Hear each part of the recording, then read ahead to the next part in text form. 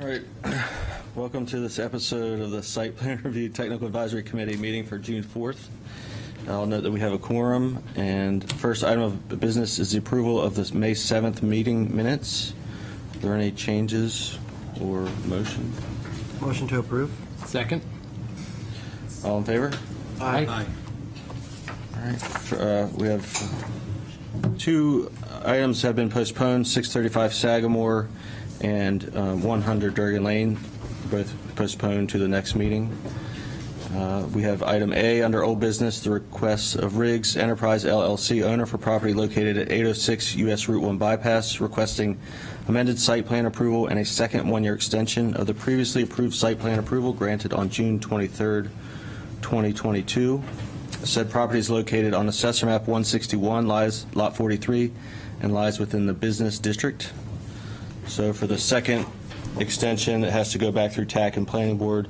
They also have done some amendments as with the development of the adjacent property on 822, which just went to Planning Board last month. So, Alex. Thanks. For the record, Alex Ross. I prepared the plans. I'm here with the builder, Dave Grzybowski. And as Peter was just mentioning, we just completed 822, and that was kind of a lengthy process because of the on-site stormwater drainage that routed all through the property. So that's why we're asking for this extension for 806. I did see there was a couple of comments, so we could go through those. The first one was consider installing wooden fence in conjunction with 822. So on 822, we were before the planning board, and one of the recommendations was instead of a chain link fence, go with some sort of solid fence, and it seemed to be vinyl, wood, whatever, to help with noise. I do know on 806, there is a newer fence that was installed just in the last couple of years, and it was done with a lot of discussions with the neighbors on Dennett Street.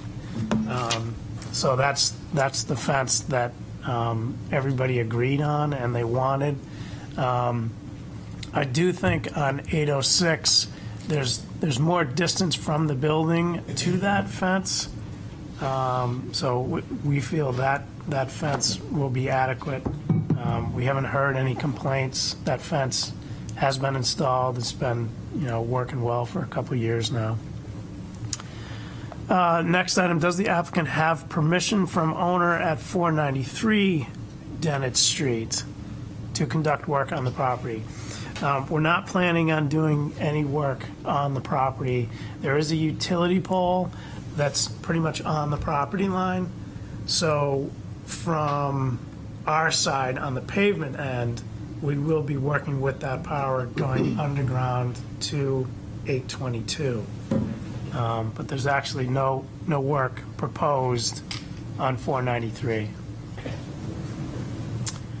Next item, how do you intend to resolve the doctrine of merger issues for drainage and access? So we have been working with Tim Phoenix and his office. They've been working with the city. We do have an easement plan in place, and that was really to clarify access through 822 to 806 and the drainage that's in place that currently doesn't have an easement. So, of course, that'll all be run through city legal and get hashed out. We do plan on getting all the documents recorded. Next item, drainage easement may need to include a maintenance provision for the jellyfish. So that's a good point.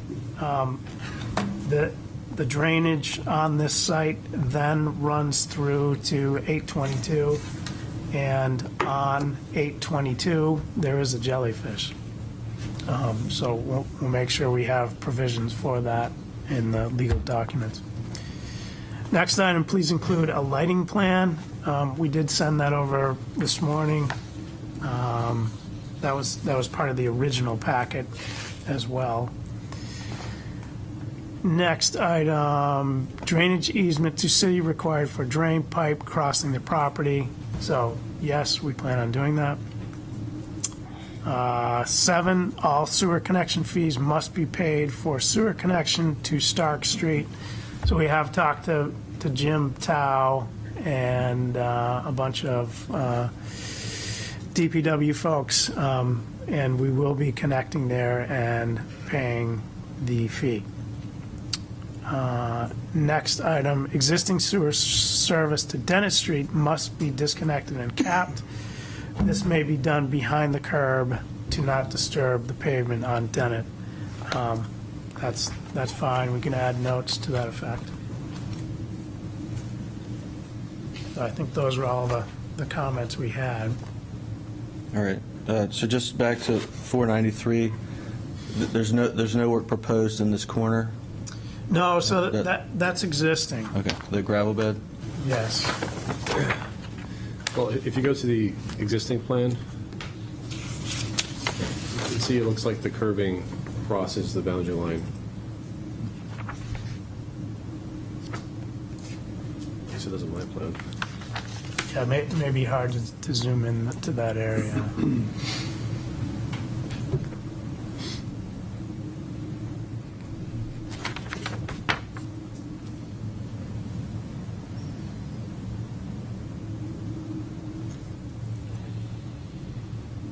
But we can provide a sketch plan to zoom in there and see exactly, are we dealing with a couple inches?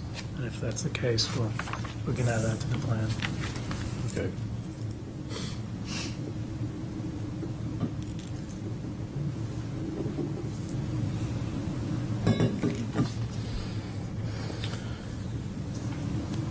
Any other comments from TAC? The fence that's there, is that, you're saying the fence is there already? So the Need another fence, yes, the fence behind the building at 806 is a chain link fence with the black strip ties in it for screening, and that has been recently installed. Within the last 3 years. And they had a heavy discussion with the neighbors directly Okay.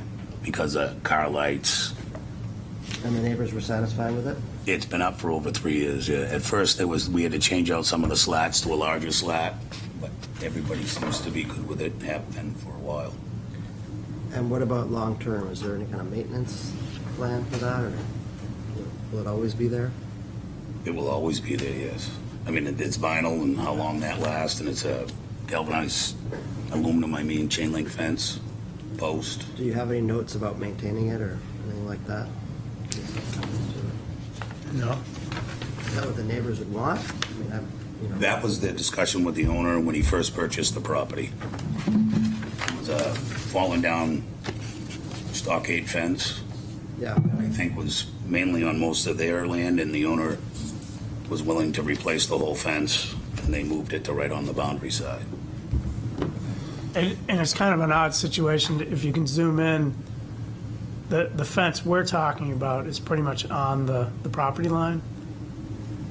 And then there's a 10 or Right, then so they have a foot fence. area. There's another fence There's behind another it. fence. I noticed that on the aerial, yeah. Yeah, But you're just talking about the one on your property? right. Correct. Yeah. Right.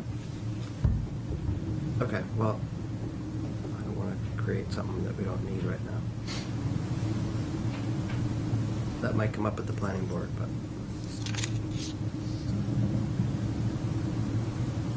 Seems like it's doing what it needs to do.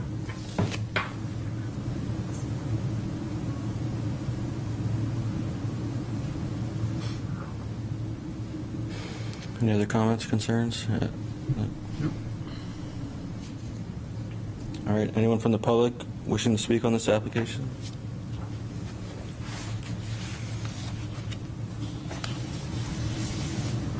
Anyone on Zoom wishing to speak on this application, raise your hand. Seeing none, we'll close the public comment portion and open it up for more discussion or motion. So they're going to put an easement to, you're going to put an easement to get to that jellyfish? Or do you need Provide provisions for maintenance. of Provide it. provisions for maintenance, okay. Yes, and To the, allow the drainage to go there? the way I understand it, right now, the same entity owns both properties. Yep, And the cleanest way to do it is to change that, make another LLC. yep.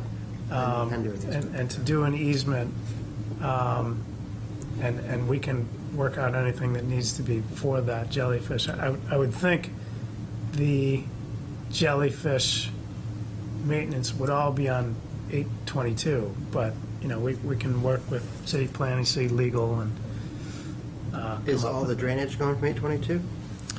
So if we look at the 822 plan set, there's kind of two loops or two racetracks of drainage.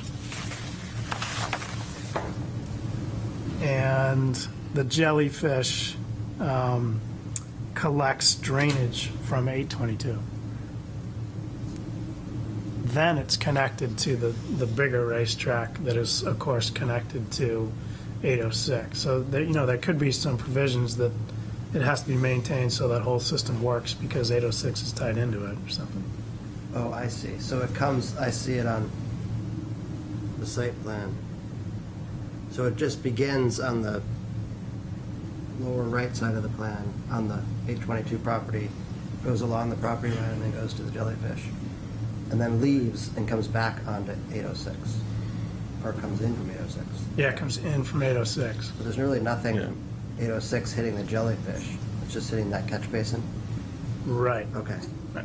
that makes sense. So I don't know that they would need to maintain All it. right.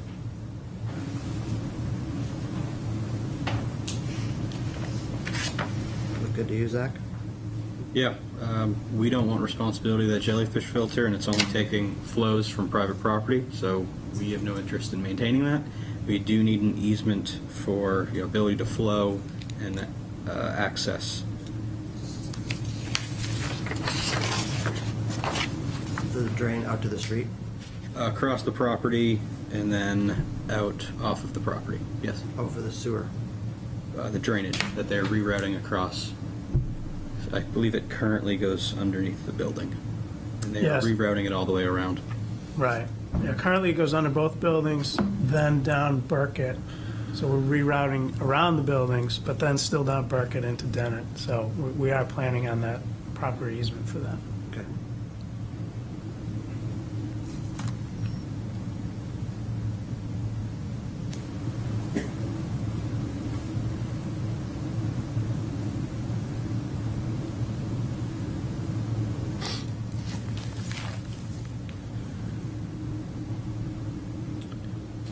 So is that someone willing to make a motion? I move that we recommend this to the planning board with our listed stipulations. Which were the ones you read in? Easement for flow and access. Flow access, Um, possibly maintenance, because we are flowing across that property. And, just say easement for now to be worked out. Yep. Yep. And then I think we'll just conclude the resolve the doctrine of merger, however they do it, but I think we'll want to carry that over. Yep.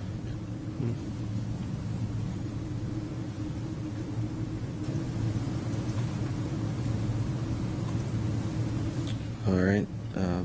I'll second that. Second. And that's the listed stipulations as well. So not just the spoken ones, the listed. So like 8. Comments? Yeah, the comments. Are they clear? as- Adding comments to cap that sewer service towards Dennett Street. Those are items that should be included. You got all those? Yep. They're all in the comments that we sent out. So, Okay. any further discussion? All in favor? Aye. Thank you. Thank you.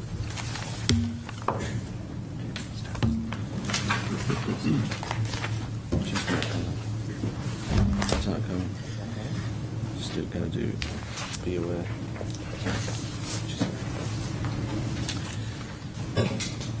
All right, item A under new business, the request of Christchurch Parish owner, Portsmouth Housing Authority applicant for property located at 1035 Lafayette Road, seeking conditional use permits from section 10.5B 41.10 for a development site, from section 10.5B 72 for density bonus incentives for increased dwelling units per building, and a conditional use permit from section 10.1112.14 to provide less than required parking, and site plan review approval for construction of a 4-story, 44-unit multifamily residential building to the south of the existing church, conversion of the first floor of the existing church into office space, and construction of a 7-unit transitional housing addition. The lower level of the existing church will be renovated for the daycare, and the church will be relocated to the existing rectory building on the site. The project will include associated site improvements such as parking, pedestrian connections, access to public transportation, utilities, stormwater management, lighting, and landscaping. Said property is located on Assessor Map 246, Lot 1, and lies within the Gateway Center G2 district. Welcome. Thank you. I'm just going to introduce this project, and then I'll stand down because obviously we have a really terrific cadre of people with a lot of more expertise than I am about the stuff that we're talking about today. But my name is Craig Welch. I'm the Executive Director of the Portsmouth Housing Authority. We're delighted to be working with the Episcopal Diocese of New Hampshire and Haven on this exciting project, and to add 100% of these units are going to be workforce housing. So I don't think we have a lot of opportunities to do that, and we're just excited to be a part of it. And there's a lot of enthusiasm, not in the city, not just in the city, but around the state. I first wanted to thank you for the detailed notes that you gave us. I know that takes a lot of time to do that, and being conscious of our timeline and stuff. We really appreciate the thought and the attention that went into this prior to our first meeting here. The only question that of all your points that I'll bring up before I step down is a question about a GPR study and providing that to the committee. We're happy to provide that to the committee. That was actually the first thing we did, the first part of the due diligence that we did. That GPR study has also been given to the Black Heritage Trail and the Portsmouth Athenaeum and the Portsmouth Historical Society. They were, especially the Black Heritage Trail, was really happy to get a really important piece of history. There's actually 14 sets of remains on the site, and the site plan that's really informed a lot of the site plan. You may see in that study some different references to different names, but in consultation with the Black Heritage Trail, the official name of that is the African Burying Ground at Langdon Farm. So you may see something otherwise, but that's what that'll be called, and we're well along the way of our Section 106, the federal process we need to go through, and I've had several conversations with the Division of Historical Resources and have an MOA in place for mitigation efforts and how we're going to improve that and highlight that part of the project. So saying that, just want to say thank you, and I'll make room here for many others. That's great. Peter, could you pull the plans up, please? So Neil Hansen with Ty and Bond. We're the civil engineers on the project. We are also responsible for the traffic engineering on the project. We're doing traffic study in coordination with DOT permit process as part of this project as well. Other members of the team that are here, we have our architecture team and landscape architecture team here as well, and they will come up and speak to their portions of the plans. I'll echo what Craig said and thank you for sending the comments ahead of this. I will, as I go through the plans, I'll tick off some of the ones related to the individual sheets and then come back at the end and pick up the sort of general comments that I didn't get to throughout the presentation. So as Craig mentioned, this is the existing location of the Episcopal Church, right in the middle of the site, and then to the south is an existing was single-family home, currently uses a rectory. 2 access points to the site, one from the signalized intersection with Route 1 and Marona Road, and then the secondary access further to the south. As part of this project, we are maintaining both of those access points. The one to the south, we're slightly reconfiguring to be a right-in only configuration. And then currently, all the parking is to the rear of the site. And then the burial ground is on the southern half of the site in the rear of the rectory.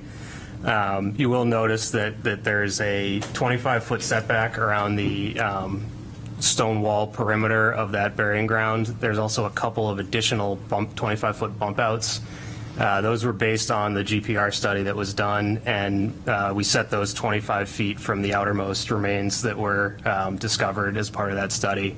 So anywhere that unmarked remains were found has a 25-foot buffer. If you want to go to the next sheet. So on the site plan, again, we're maintaining those 2 access points from Route 1, the southern one being a right-in only.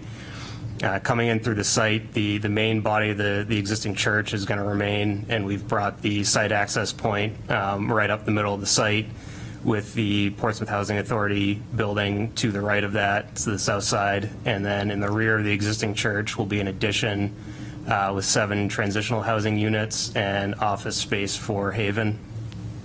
We've kept all the parking along the rear of the site as it exists today. And then we've added some gravel parking along the south property line. This was in an attempt to sort of reduce any further impact along that southern property line, which is sort of near that burying ground. The first comment we'd received was related to those 3 parking spaces shown in front of the rectory building. So those spaces we had located in an existing paved area that's used for parking. We are reconfiguring that, and it was noted that would need a variance. Because it is existing parking, does that anyway preclude us from needing a variance for that? Or would we still need to pursue a variance if? I mean, I think if you left it as is, it wouldn't, but since As soon as we touch it, and then okay. I think there might be 2 spaces here that are in front. Okay, well, we'll take that back to the team then and try and find a way to reconfigure that so we are complying with the zoning related to that section.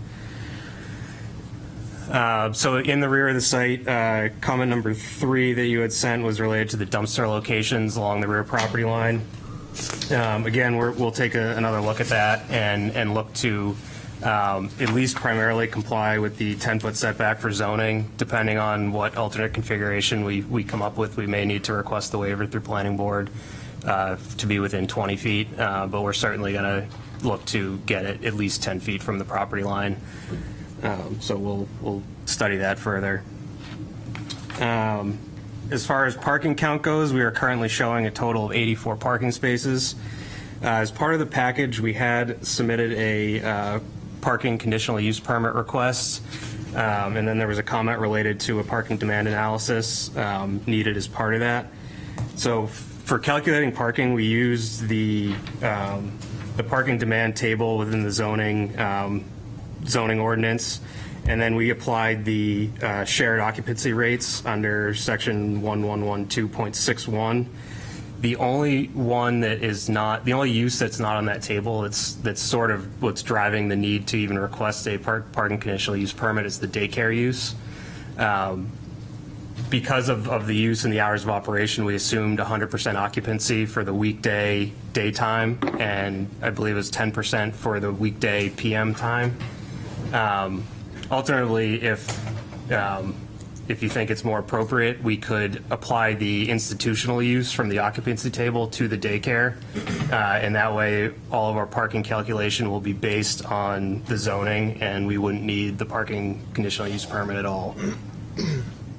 So that was our sort of alternative, and wanted to get the sense from you guys what your feelings on that were. And we can circle back with you too if you want to keep going. mull on that a little bit. There was 3 comments, 21, 22, and 23, related to modifying and adding some additional one-way, no left turn, and do not enter signage, and we're happy to make those revisions as noted. And then comment 27 was about adding a no parking sign in the ADA aisles per New Hampshire RSA, and we're happy to do that as well. I think I touched on the Haven addition a little bit. The Portsmouth Housing Authority building is a mostly 4-story building. There is a 3-story wing on it as well, but I'll leave that to the architecture team to kind of get into the building detail a little bit more. If you want to go to the next sheet, please. So grading and drainage. So right now, there's currently no stormwater treatment on site, and so we are looking to bring this into compliance with AOT regulations, as we'll need to go through that permitting process. So offline catch basins, drain manholes are being used to direct flow to 2 different treatment locations. The northwest corner by the entrance there would be an infiltration basin. And then the northeast corner is a bioretention system with internal storage reservoir. Some more recent AOT regulations require us to have that bioretention with ISR system as part of our treatment program on the site, because we are within a quarter mile of a nitrogen impaired water body, which is the Sagamore Creek. So we are very limited in treatment options for this site, and that is why we went with that option. The only other alternative is a gravel wetland, which those take up a lot of space, and given the site, it's not well suited for a treatment practice of that sort. There was a comment about the use of the level spreader for the outlet of that bioretention system.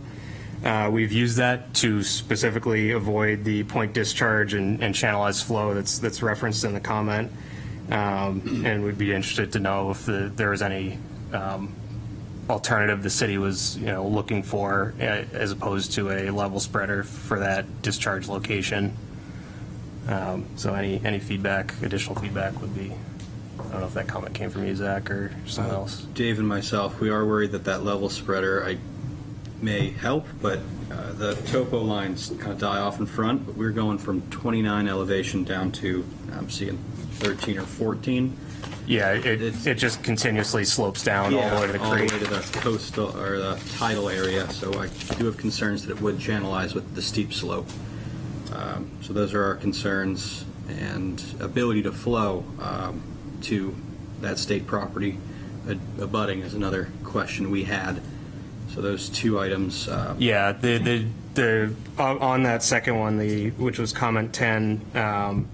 DOT would review that would review the DOT portion of that as part of that application process. The Urban Forestry Center would probably be a different entity that we'd have to coordinate with as far as that. Is it something like you'd be wanting to see the level spreader be installed deeper so that it does in fact? I think a third-party review showing that it would be viable, or I don't know if this is amenable to you guys, of sending it to that front area to then DOT. But it really is your choice of where you want it to go, and to prove that you have permission to do so in either way. These are just things to look at right now. Okay. I mean, if we sending it to DOT would require probably a second detention system.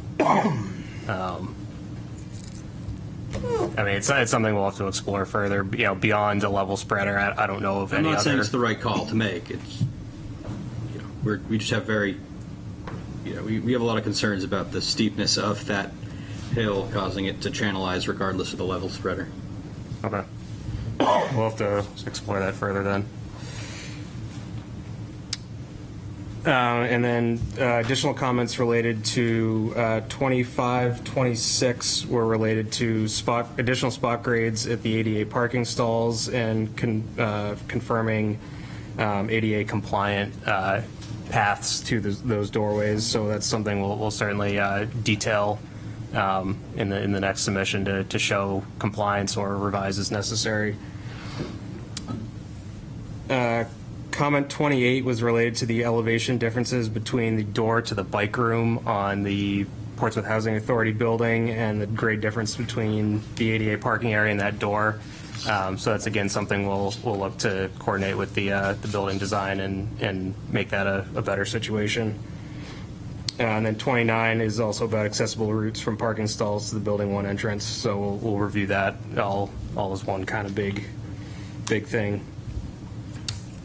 Yeah, so again, all the drainage going to those two systems, then we'll take another look at those outlet conditions as we get further into this. And then the last comment that's sort of related to the grading is the comment number 30, which is building 1 and ADA requiring 60% of the entrances be ADA compliant. So we'll review that as well and make sure we have those 3 ADA compliant entrances to the site. If you go to the next sheet, please, the utility plan. So utilities, sewer, water, electric are shown on this plan. As was noted in comment 18, questioning whether or not the lot plan uses gas service. So right now, the current intent is that the buildings will be electric buildings with no gas. We believe the existing rectory has an existing gas service. We'll have to do a little bit more research on that to confirm that. The only unknown at this point is we have a emergency generator shown in the southeast corner of Building 1. There's a pad shown there, and we are still sort of working through what the fuel source of that will be, whether it would be a propane or need a natural gas connection. Other comments related to the utility plans. Comment 11, connect existing single-family dwelling unit to the new water main installed on the property. Existing water service will need to be cut and capped in the main. So we had planned on leaving that line in place. Is there concerns from the city on the condition of that line? Is there a reasoning for, we're just concerned about needing to do a second open excavation in Route 1 to cap that at the main, which would be cost prohibitive. So it is on the far side of Lafayette Road, making it difficult to repair in the future if necessary, and I don't believe we've been able to locate the shut-off on that at all. So should something happen to it, we are not sure or overly confident in our ability to shut it down. So while this is happening, it seems like it's one lot, and we also like to have one entrance of water service onto an existing lot. So while that is happening, that is kind of our policy. As changes are happening, that's what we like to move towards.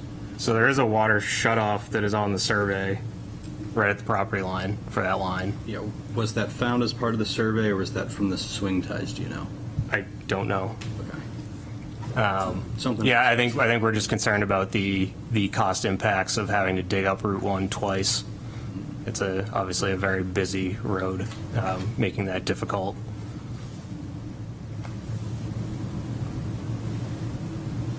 Comment 12 is related to showing water and sewer services to the church building. Old services will need to be abandoned properly.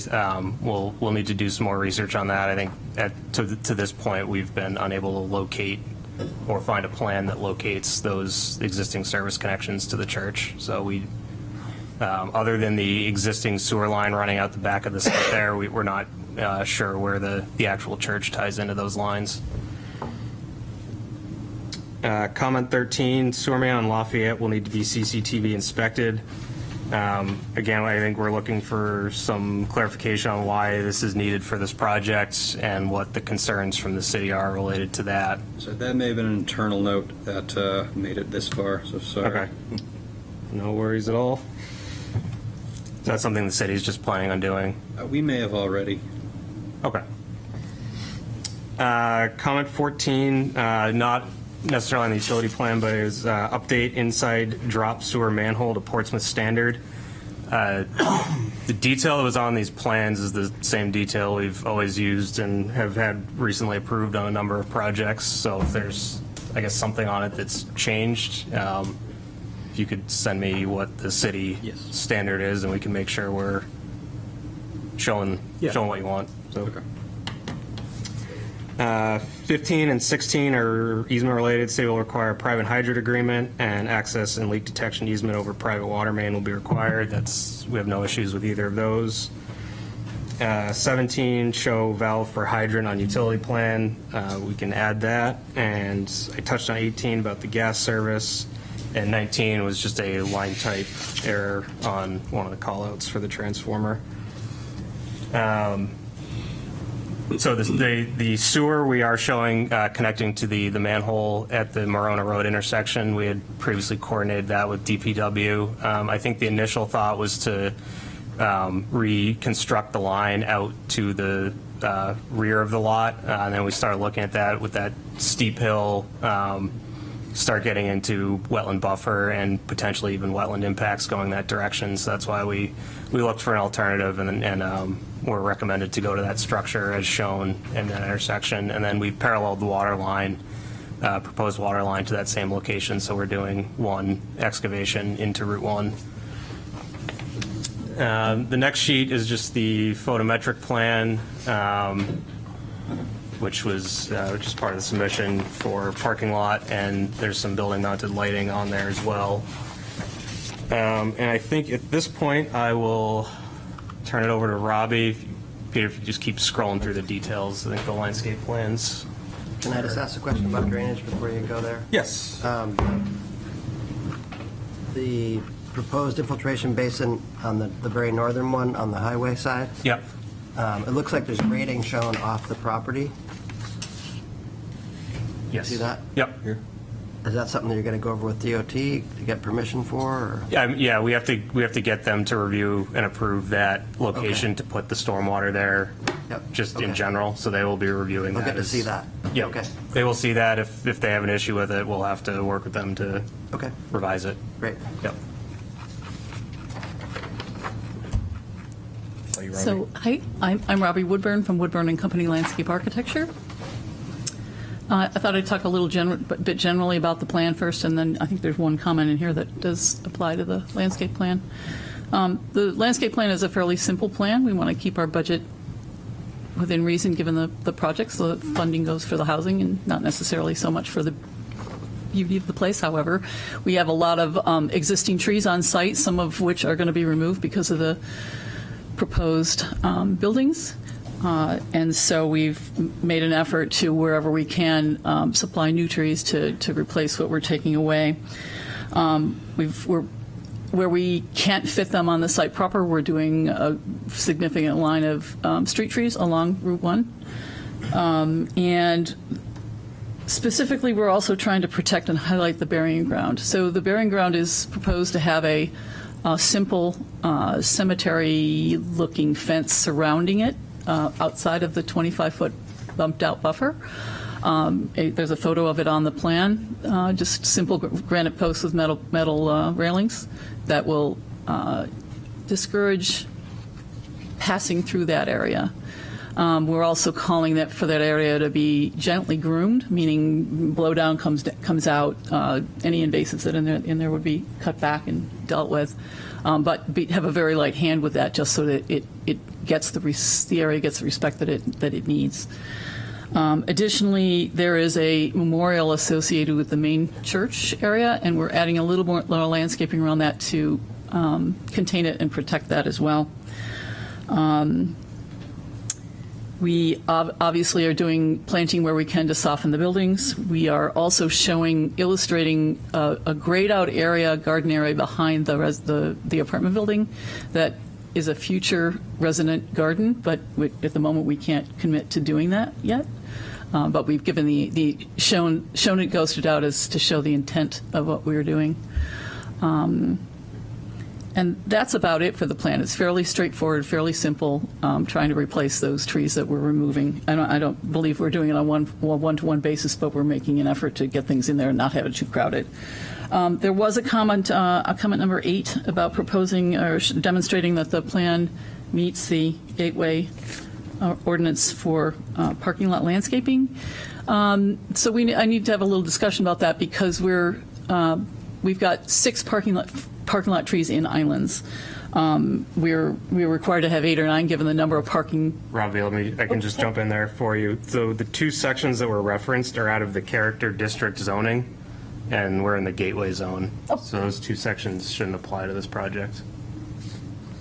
There are 2 sections listed were 10.5A 44.41 and 10.5A 44.42, Okay. which are out of the character zoning.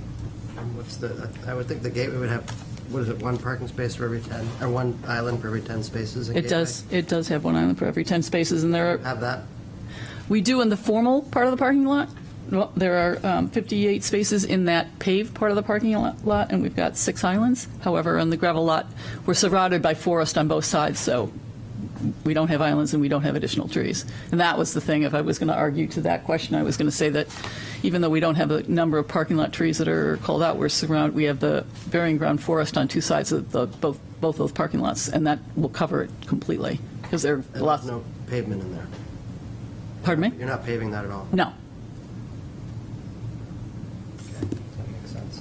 Yeah, those sections don't apply. Yeah. Well, that's my 2 cents on the landscape, if anybody has any questions.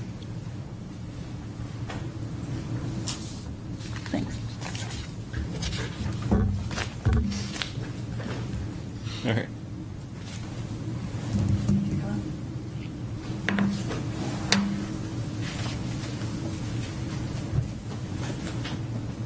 Good afternoon. I'm Sarah Horahan from Lassell Architects. We are working on the Portsmouth Housing residential building that's going on the site. We have 44 units. We're 4 stories tall.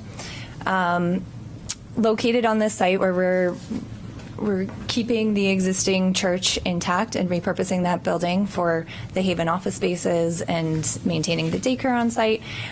It was important for us that we not necessarily try to mimic that building. We want to respect that building as it is, and draw from inspiration from the urban forestry center behind us. So we have a lot of wood tones and kind of natural elements that we are trying to incorporate in this project.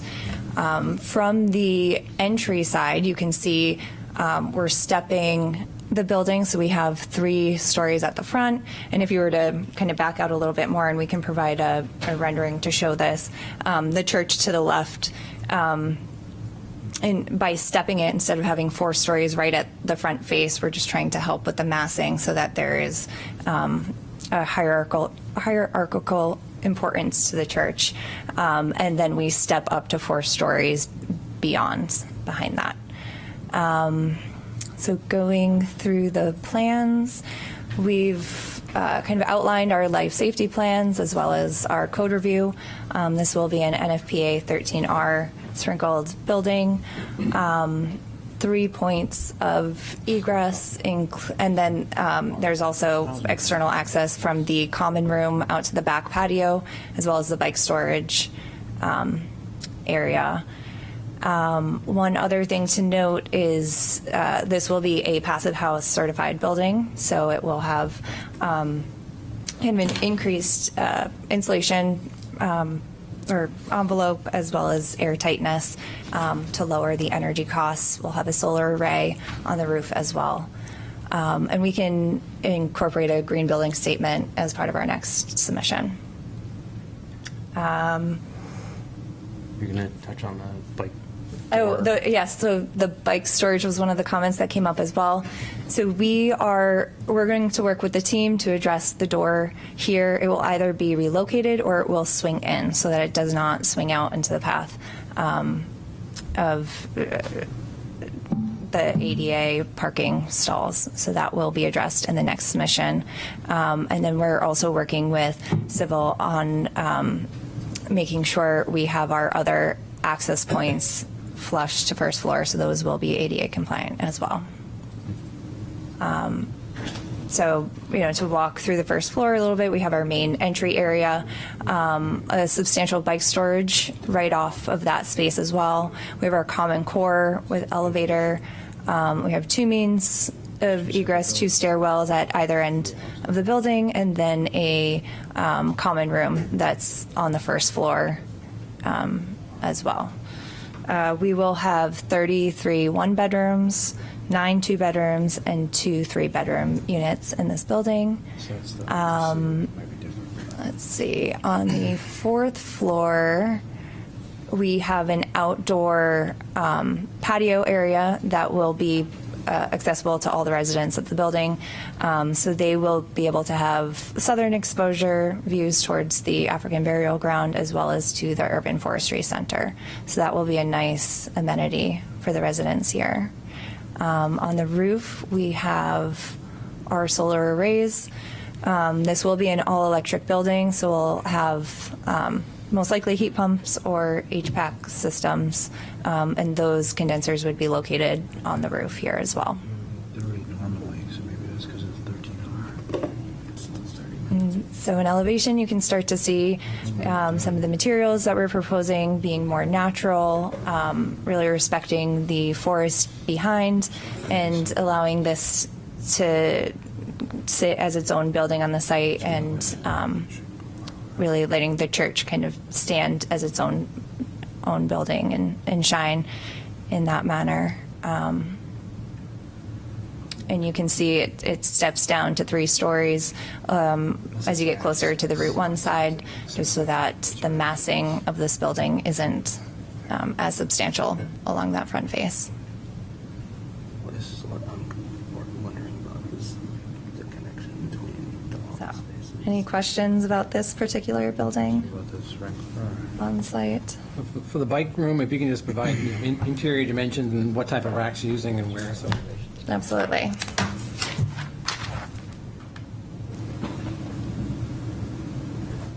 Okay. I'm sorry. Yeah, go ahead. Are you good? Yep. Could we back up to the sprinkler system real quick? Sure.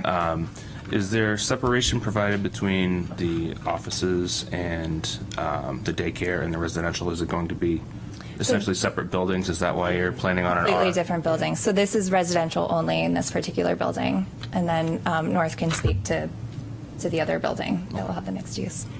So, great. Is that it for this one? All right. Easy. Next victim. Thanks.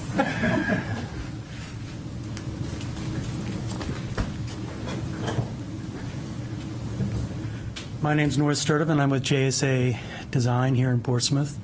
We're working with Haven, who provides very important services for women and families in challenging circumstances.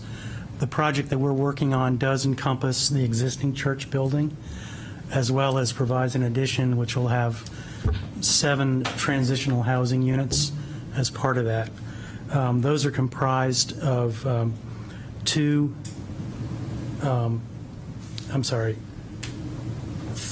2-bedroom and 3 1-bedroom units that are designed to operate as a lockout, like you might find in a hotel, depending on the needs of the facility, which change quite a bit, being transitional, and then a single unit that is a 3-bedroom, more of a congregate care type environment.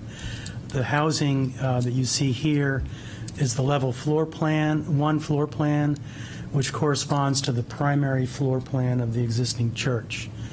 That has a lot more detail drawn around it, primarily because Haven's program was extremely clear. A condition of Haven's occupancy of the existing church building was to provide the opportunity for Little Blessings Daycare to continue to operate on that site. And it took some time to sort of come up conceptually with how that was going to be accomplished. What you see here is the result of that. The first floor of the church, which is shown here, would be occupied by Haven offices. The wing that you see to the left is only a single-story wing, and that's the piece that addresses the Portsmouth housing building that Sarah presented earlier. Then the nave, which is that primary rectangle that runs up and down the page, would have an infill mezzanine, not really mezzanine, an infill floor, which we've determined through our structural engineer can be done and satisfy current codes. So that existing church building on the outside will appear more or less like it does today, with one main exception being that the steeple will be partially removed to remove any religious symbolism associated with that building, which is can be a problem with Haven. That also works out well with the existing congregation who will be moving into the current existing rectory. That building with its religious uses will be able to stand on its own instead of having this weird twin spire and where's the church type thing going on. Little Blessings, I don't know if we had a lower level floor. No, we don't. So immediately below this footprint is the existing footprint where Little Blessings is, under that sort of T-shaped piece of the church. And, what Haven will be providing for Little Blessings will be the footprint or shell space of the ground floor level of the new addition. So that new addition will be 3 stories from ground level up, but 2 stories of residential, which you'll see in these elevations on the next. So that's a view looking from the south northward from the side where the Portsmouth Housing Building is. In the darker shading, you'll see the church building. The steeple will be modified. The actual steeple is quite a bit larger than that. It wouldn't fit on the page if we drew it accurately. And you'll see, similar to the Portsmouth Housing Project, the use of more natural materials and something to make that building more recessive than trying to fight with the church. It's designed really to stand off and back. You'll see in the lower image the primary elevation of the main church sits well forward of the addition that you see on the left, which will be really more in alignment with the rear. There's a rear, very small wing on the church. What that provides at ground level is significant outdoor space and direct access for the Little Blessings clients, students, children, to access controlled play spaces that will be in more or less the same location that they are now, with better connectivity to the spaces within. I don't know the next elevation. That is a view from the east. You'll see as the grade does go down, you're all acutely aware of how much grade falls off down there. The building will follow the hill down towards the tidal area, but in doing so provides quite a bit of open space on 3 sides of that addition for the ground level occupants.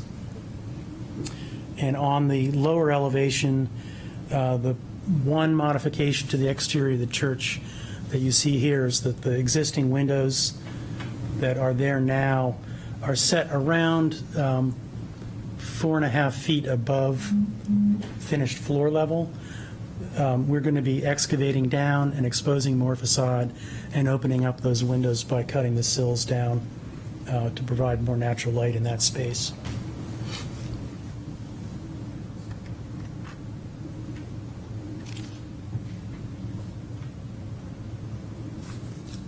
I think I covered everything. Any questions? Thanks. So just out of curiosity, they'll just remove the steeple to... What we're looking at right now is the steeple has like a plinth to it, which is pretty substantial. And behind that, as much as on the outside it looks like wood that's falling off, there's a steel structure there. So we're looking to retain the primary plinth box, maybe put a little dome over it or some kind of simpler form that's a lot less religious in appearance. And that sort of pyramidal form of the steeple, what's really conical form of the steeple, is what we would be looking to take off.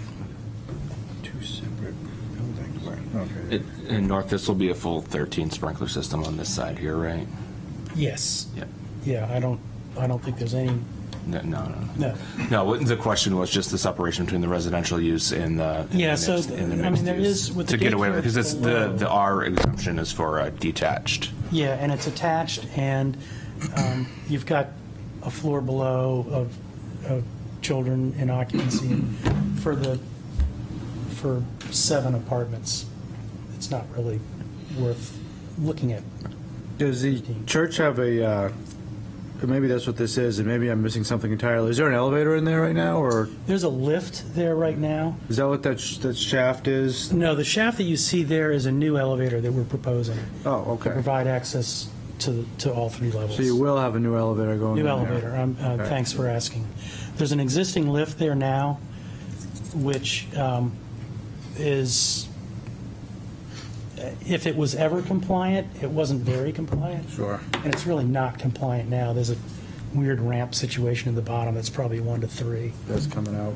Come out and you fly. Yeah. It'll take a little bit of coordination with the fire alarm company to get the programming right, but And because security. it's pretty complicated. And security too, because the security needs of Haven, of the residents of Haven and of the daycare Access are all control. a little bit different. Yeah. Yeah.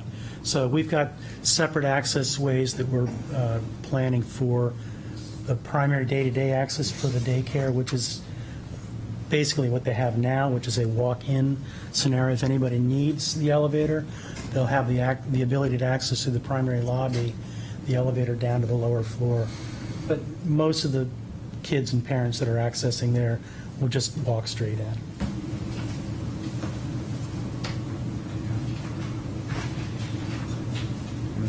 I think everything else at this point, Yeah, I mean, you're going to do a full structural analysis on the existing Yeah. church as you rebuild it. Yes, and- yeah. In order to build that floor, we're talking with JSN right now. Yeah. Okay. They're on it. Yeah. Good, looks good. And the Haven transitional housing, well, how long would someone be in that kind of housing? Greg, There's Kathy. Oh, hi. Kathy Beatty, I'm the executive Kathy, director of just for the people who are listening, and can we come up to the microphone, please? Thank you. Thank you.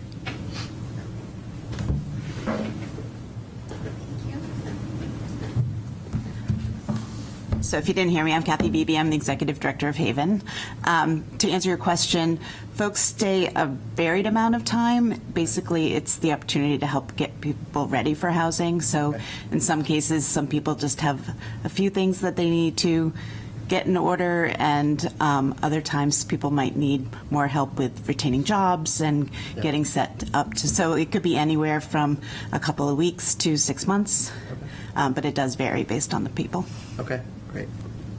I was just curious as to how we don't count that, I guess, as workforce. It would just be a separate. No, when you heard the 44 units of housing, I should have said that earlier. These 7 are not counted. Not counted as part of that, As right? part of that This Portsmouth is a housing separate project. Yeah.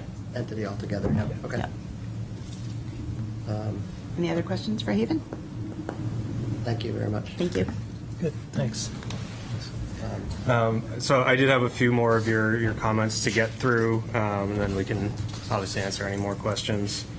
So comment 2 was, how did you resolve the deed restriction on the property? It's something Portsmouth Housing's council is looking into to figure out what that is and how we comply with it. Number 6 was, please provide an easement plan. So as of right now, we're not proposing any easements. Obviously, the comment about the hydrant and water leak detection, but I believe those are blanket easements. But that may, I'm guessing, be tied to comment 7, which is, please provide community space plan showing compliance with 20% requirement for G2 district. So under the density conditional use permit requirements, which we are requesting for the 44 units in a single building, planning board can modify standards under 10.5B 7430, and we plan to request that they modify the community space standards that we are providing 100% workforce housing instead of 20 in lieu of 20% community space. And then that, given the fact that we're all of conservation lands, we're hopeful that the planning board would be amenable to make that modification as part of that density CUP request. Can I just ask a question about that? Yeah. I don't think that's an unreasonable thing to ask. But is there any? To mention that, so coming out what is the front door of the Portsmouth Housing Authority building, there's a sidewalk that goes straight east to the Urban Forestry Center, and all along the eastern property line, top of the page, that the double dash line on the Urban Forestry Center property is a walking trail. And we've been in contact, or the Portsmouth Housing Authority has been in contact with them, and they've agreed to allow us to connect that sidewalk to their walking trail, so that. I'm sorry, you said you come out of the Portsmouth Housing Authority building and then go. Yeah, so you see the notch in the Portsmouth Housing Authority building? on the, yeah, right there. Yep, So that's the, yep, that's the main okay, entrance that, okay. yep. Yep, I got it, thank you. That sidewalk will connect Great. through to the walking trails of the Urban Forestry Center. The idea also too is that the burying ground would be, in working with the Black Heritage Trail, there would be something there so that people would be able to come and come to that site. I mean, short of it being within a community space easement. So that is open to the public, I mean, the whole thing maybe is open to the public, but that is, in particular, is open to the public, that African burial ground? I don't think, I don't know the exact details of how that would be worked out, but that's the intent, is that people would be able to come to that Yeah. Okay. without it being formal community space. So I think between those two things, the 100% workforce housing, we feel we have a good story to tell for the planning board. Yep, great, thank you. Comment 31 was related to the detectable warning service details, so we'll revise as noted. And then the final comment was, please send deeds and existing conditions plan to Jamie McCarty. We have completed that, so we can get confirmation from him if you'd like, but we've sent them everything we have to date. So that was the list of comments. Happy to answer any other questions. Thanks, Neil. Is the rectory building that's being converted to a sanctuary as part of this project, or is that later? Or? I'm not sure the timing of that. Do we know? Future. Okay. Future. Did you have to do a shoreline permit for this?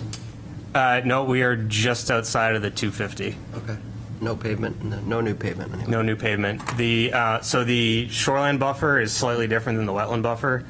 The wetland buffer does touch the entrance drive, but we're not modifying that in any way.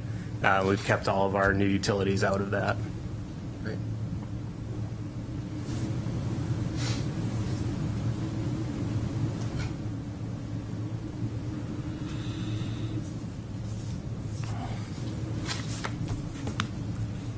I don't have anything else. Anything, Vince? You don't have any questions, Vince? Well, I was just looking at Map Geo, and it looks like the boundaries on our Map Geo system are really different from the boundaries on. Right, That's that's what that last comment was related to. Something? Sorry. Yeah. Okay. Yeah, so the piece where the driveway connects to Morona Road, that was part of a land swap with DOT when they did upgrades in the late 90s. Okay. And for whatever reason, that never made it to the city's GIS. Okay. So that was what that comment was, getting the right documentation to Jamie to make that change. Thanks. So the gravel parking area has stripes, you're not going to stripe those No. spots, though? No. But you might, to address Peter's comment, I don't know how that would work with, if you're going to use it as parking, that's the area where you're, that closer to the road than the Yeah, piece. yeah, no, we'll have to look at it, because I think we were looking at it a little bit earlier. We might be able to swing those spaces to the south of that existing building, and then we might have to flip a couple of it. We'll have to work to figure out how to fit it in and stay out of the setback from the burying ground, as well as getting it sort of behind that facade. But if it's not striped in there, you might have to put some kind of landscaping or something in just to Yeah. prevent that becoming parking. Right. Or if it's forested already, I guess it'd be just natural area. Yeah. One other thing while I'm staring at this that I should have mentioned, in the southeast corner, so the upper right of this plan, we are showing a 10-foot by 12-foot shed that would be used for storing maintenance equipment for the grounds. So that's included on here as well.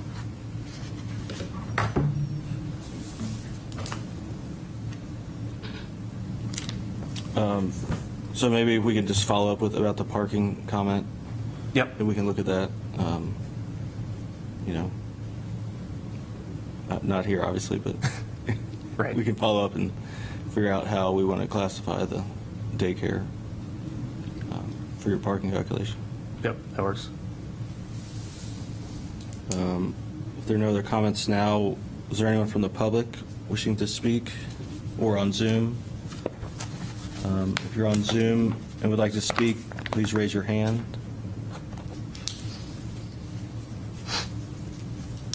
Seeing none, we'll close that portion. Sounds like we'll continue. That's Yeah, for, what do we have outstanding? We have a good list for him? We still need to see the traffic study. Traffic study? All right, resolve the drainage design. Definitely look into the drainage design. And the deed restriction.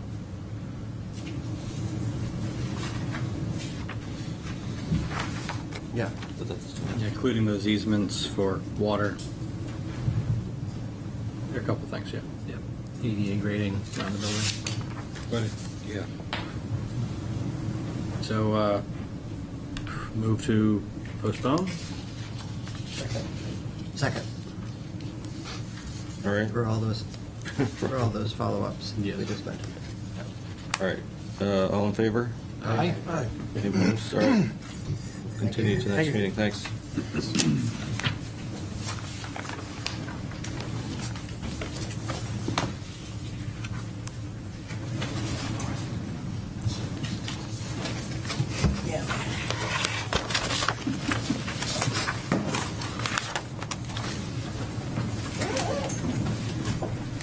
You're gonna stay right there. Stay right here. All right.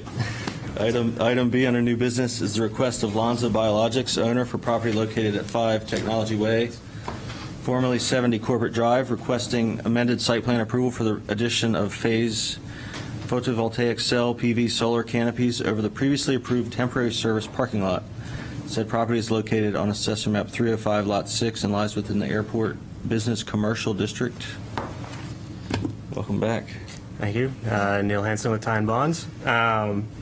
So yeah, we went through this process for the amended site approval for the phase 2 of the iron parcel development last year. I believe we were at TAC in July and then received planning board approval in October timeframe. I may be off by a month there.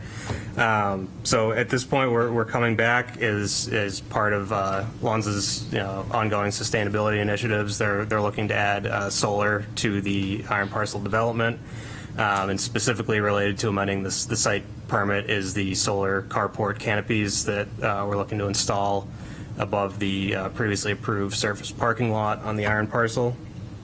So they're shown on the overall site plan up on the screen here.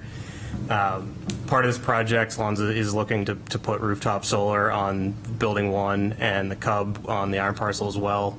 But through the coordination with the PDA, the carports are the only piece of that require the amended site plan review, which we're here for today. So site layout, we're putting canopies over each row of parking within that surface parking lot. We're also looking to add 18 EV chargers to that first row of parking, and then the associated conduit runs from the EV chargers to the utility building. There are no modifications to the previously approved drainage and grading plan as part of this. We did have to revise the lighting plan to, obviously with the solar canopies, we can't have light poles on the parking lot, so the photometric plan's been revised to have lighting fixtures mounted to the support columns for the solar canopies. And then additionally, we've added some additional landscape screening between Corporate Drive and this parking lot, which was a request of the PDA through their preliminary review process. So that's really it.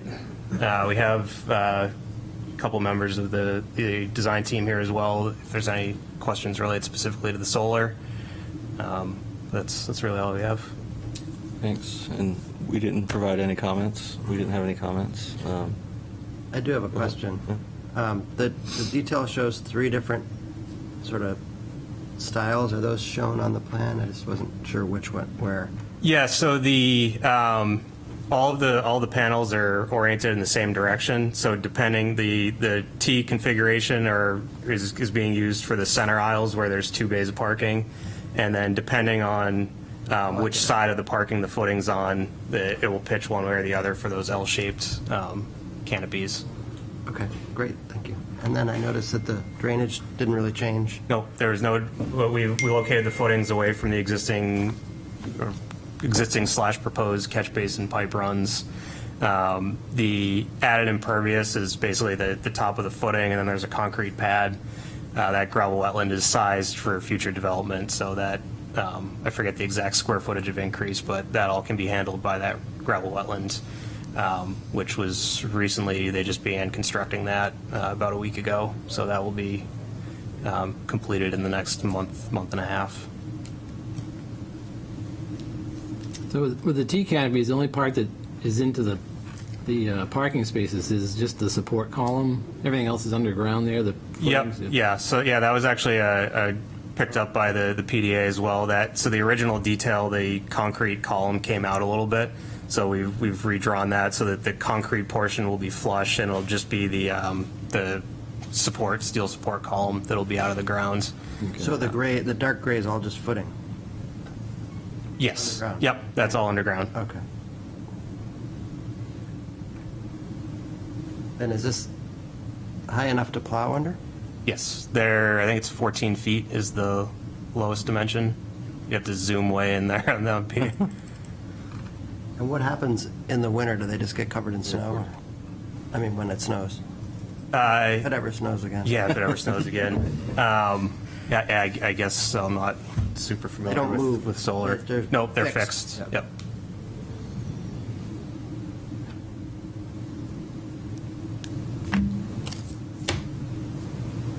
All right, I'll open up for any public comment. Anyone on Zoom or present? Okay. Ken, go ahead.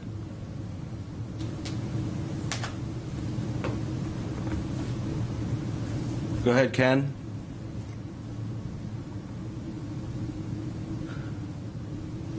Can't hear. The snow that lands on sorry, top Ken. of the solar Ken. panels. Hey, Ken, Ken. They're exothermic and they will melt more rapidly than the surface snow. I think he's So talking about the snow. we have Okay. covers underneath the solar panels to catch the water and drains. Ken's with IPS as part of the design Okay. team, for the record. Ken, we couldn't hear the first part of your comment. It was simply identifying myself as being part of your team. Okay. And that the snow will melt more rapidly than the surrounding snow because the panels themselves are exothermic. And so there will be pretty rapid melt off of any snow that's up there. Great. Thank you. Thanks. Is there a maintenance program to keep them clean so that they're working efficiently? Or do you have to be washed down occasionally? Yes, there is a maintenance plan, but the quantity of rain and snow that New Hampshire gets is sufficient to keep them clean without being scrubbed.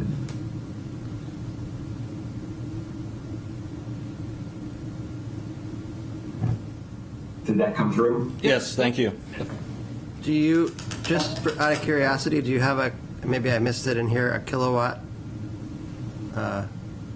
number on these? How many kilowatts? Is it like 60 kilowatts or? Do you have a number? I don't know the number. And again, this is also part of, Ken might. Yeah, we're about 570 kW DC, and that'll step down to about 400 kW AC. Great, thank you.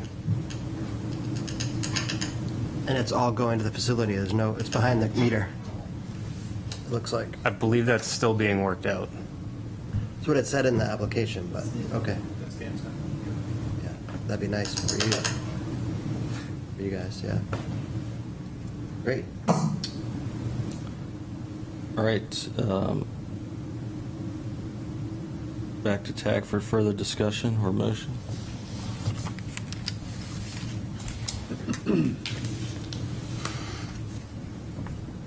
I move to send this on to the planning board for approval.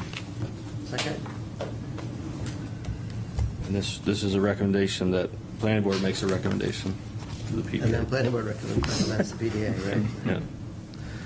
All right, all in favor? Aye. All right, motion carries. Thank you. Thank you. Thank you. All right. Motion to adjourn? Second. So moved. Second, third. Aye. We're adjourned. Thank you.